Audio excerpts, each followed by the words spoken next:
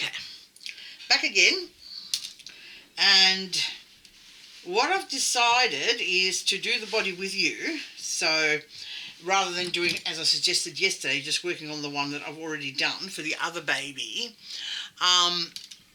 Yeah, so that way I think you'd get a better understanding.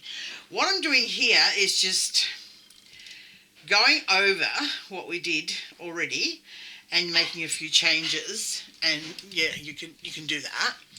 So like yesterday, I showed you how to make the little bag under the eye simply by pressing the, I'm not going to call it colour shaper tool, although that's what I've heard it being called. We'll just call it the shaper tool, the silicone tool. It is a silicone end on it. And just make an indentation, and that's okay. That's almost acceptable for this eye.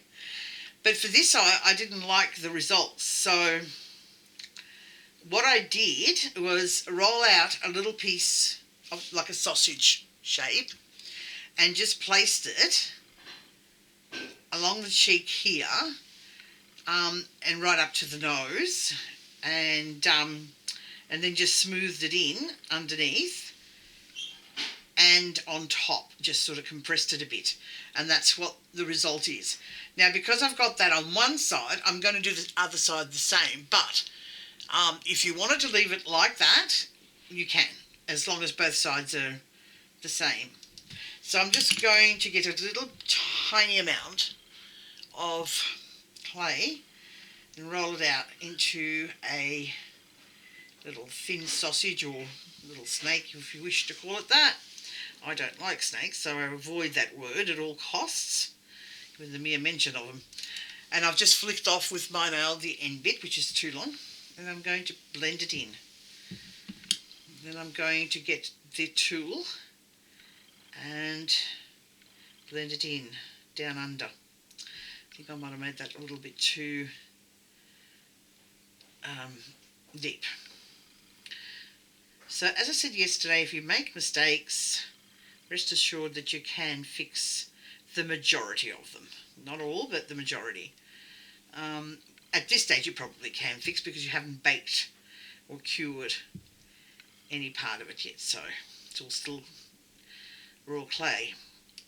Now the thing here is to make sure that they're both that they are the same size and position.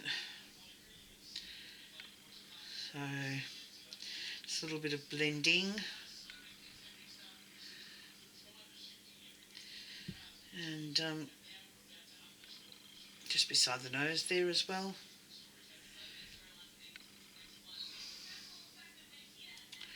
So might just be enough. Not entirely convinced, but yeah, no, that's fine.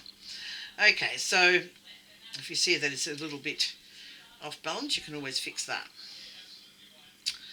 So, am I done with these lips? No, I keep coming back to them. You know, this is my qualm, I suppose if you can say it that way, is these lips never seem to do what I ask of them. Anyway, that's the best I can do. All right, so what else did I do off camera that I can explain? I adjusted the eyes again. Adjusted the cheeks again by, like either pushing them up or pushing them in, whatever. And the forehead as well. Okay. Now, I also noticed there's what I would class as a little dint just here on the top of the head, which tends to make it look a little bit flat, which is where I joined the two pieces of clay yesterday. Alright, so in order to correct that and stop annoying me, I am going to fix this little nostril first. And you will you'll think you're done, and then all of a sudden you'll see something that needs doing. So that's the name of the game.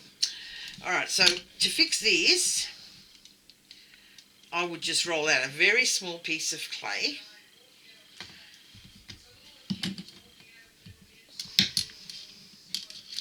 Make it nice and flat. probably take this end bit off actually. And then stay there, and then I'm just going to put it on top there, almost like a band-aid, and blend in the sides and the front.